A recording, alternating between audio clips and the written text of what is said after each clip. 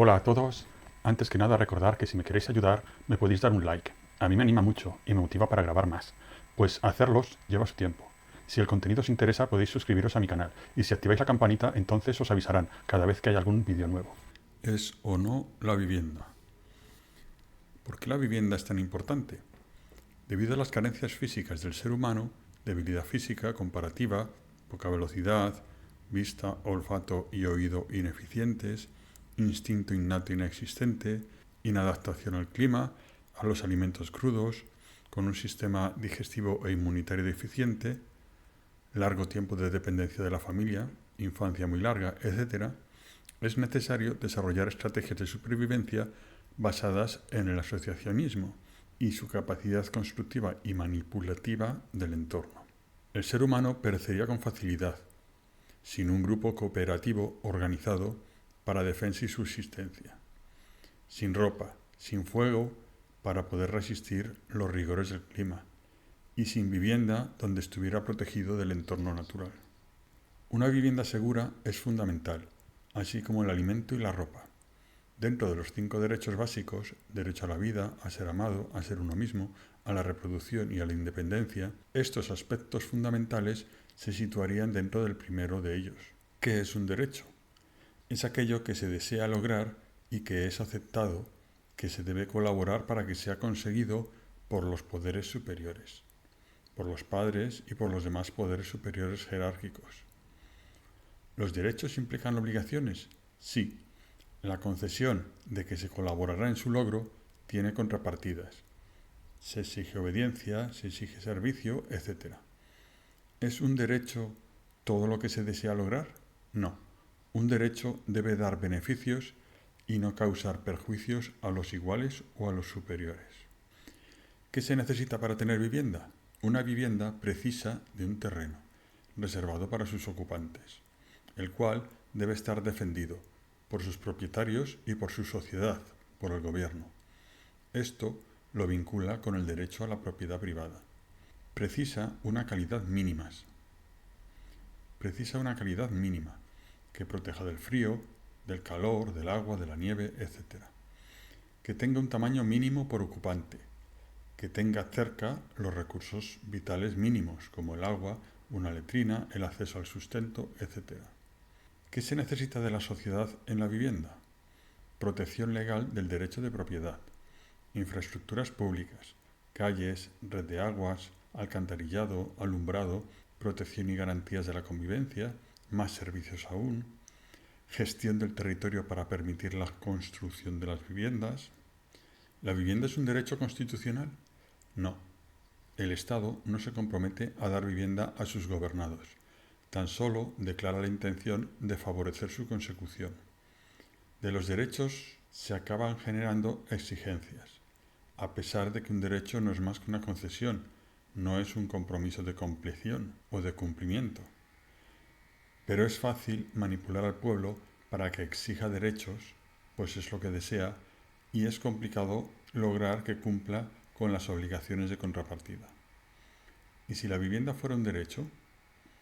¿Debería crearse una vivienda por cada mayoría de edad? No, pero emitirse una licencia de vivienda y ayudas para ello sí sería posible. ¿Debería exigirse al pueblo que colaborara en la construcción de las viviendas? Sí, podría pactarse que pagara más impuestos para ello. ¿Cómo colabora el gobierno con la vivienda? Construye viviendas y las puede entregar gratuitamente para los más desfavorecidos. Para el resto no, pues no es un derecho. Regula los terrenos edificables y no edificables. Interviene en el derecho de uso de la propiedad privada y se lucra con ello. Desarrolla infraestructuras para la habitabilidad, calles, alcantarillado, red de aguas y exige el pago de impuestos por ello. Permite que se comercie con la vivienda y se lucra con ello. Mantiene registros y catastros de viviendas y se lucra con ello. Concede y retira licencias de habitabilidad y usufructos en función de las leyes que decreta. Desahucios, declaraciones de ruina, declaraciones de áreas protegidas, etc. Expropia y derriba viviendas por intereses sociales y de otros tipos. ¿Cómo colaboran los ciudadanos con la vivienda? Construyen o renuevan viviendas, Puede ser de autoconstrucción o construida por una empresa constructora de viviendas. Pagan impuestos en cada transacción de una vivienda. Pagan impuestos por vivir en la vivienda y por las licencias de operación en ella. Licencias de obra, de actividad comercial, permisos diversos, impuestos de alquiler, etc. Pagan por los servicios obligatorios, por la luz y el agua y por los demás servicios. Alcantarillado, recogida de basuras, vado reservado, teléfono, televisión, etc. Pagan por alquilar una vivienda, por compartirla o por pernoctar en ella ocasionalmente. Pagan seguros para cubrir los daños que causan a terceros por su mal estado y para cubrirse de los daños que reciban, en caso de robo, en caso de fuego, incendio, terremoto, etc. ¿La vivienda es cara? Sí, y puede llegar a ser excesivamente cara. La vivienda, al ser un bien necesario, está sujeta al peor mercado de la especulación, el que se aprovecha de la necesidad ajena. ¿Protege el Estado de la especulación inmobiliaria? En la práctica se beneficia de ella, pues cobra mayores cantidades de los impuestos. ¿Por qué la vivienda no para de subir? Al aumentar la población, hay más demanda y menos oferta relativa de vivienda.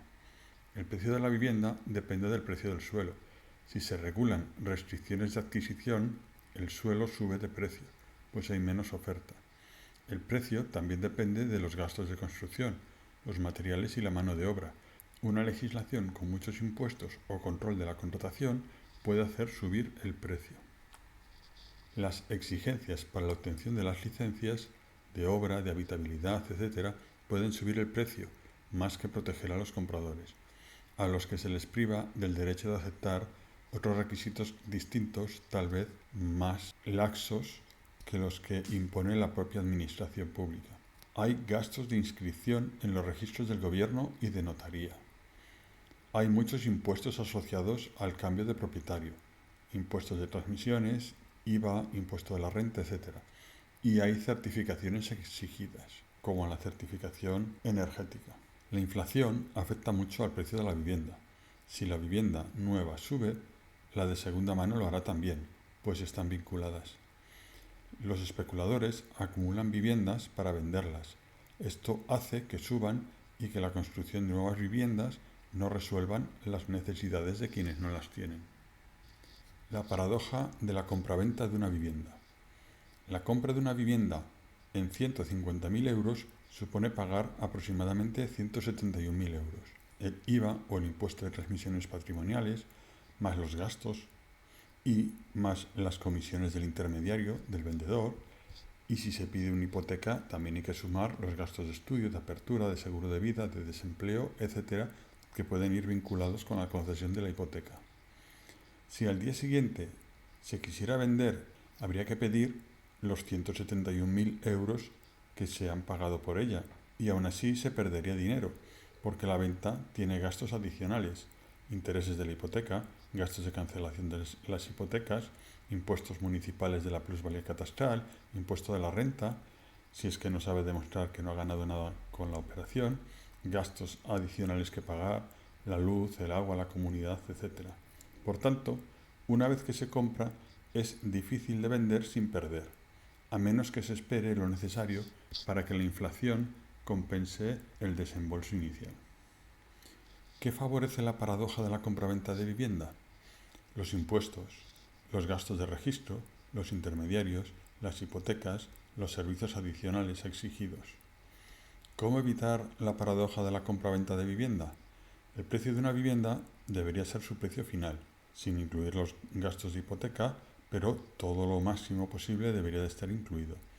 No deben cobrarse impuestos al vendedor, plusvalía, renta, etc., sino una cuota única por la operación, de modo que ésta podría estar incluida en el precio de venta y ser conocida de antemano. Las hipotecas no deberían de tener gastos fijos como son los de estudio, de apertura, de cierre o la firma de seguros exigidos adicionalmente. ¿Cómo abaratar el precio de la vivienda? Bajando los gastos de formalización, los gastos del notario, los gastos de registro, etc., bajando los impuestos y bajando las comisiones de los intermediarios. También bajando los intereses de las hipotecas. Y también bajando los costes, los de construcción, renovación, los de compra de terrenos, etc. ¿Cómo repartir la vivienda? El derecho a la vivienda está limitado por la dificultad de encontrarla, pues hay quienes poseen varias y no las venden ni las utilizan. El mejor reparto es el que ofrece primero a quien no la tiene. ¿Y si no pueden comprarla los que no la tienen? Algunas alternativas podrían ser las siguientes. Se le quita la vivienda a los ricos y se le cede a los pobres. Un modelo de expropiación marxista. Se prohíbe la posesión de más de una casa hasta que los que no tengan casa la tengan. Intervención sobre el derecho de la propiedad. El Estado construye una casa gratis para aquellos que no la tienen, el todo gratis. El Estado da préstamos a bajo interés para que la gente pueda acceder a la vivienda con unas condiciones mejoradas. Sería el modelo de el todo barato. Se incentiva a empresarios de construcción. Se intenta manipular el mercado para que baje el precio, aumentando la oferta. No se hace nada, que sean los que desean las viviendas los que crean las sociedades para su construcción. Sería un caso de liberalismo radical.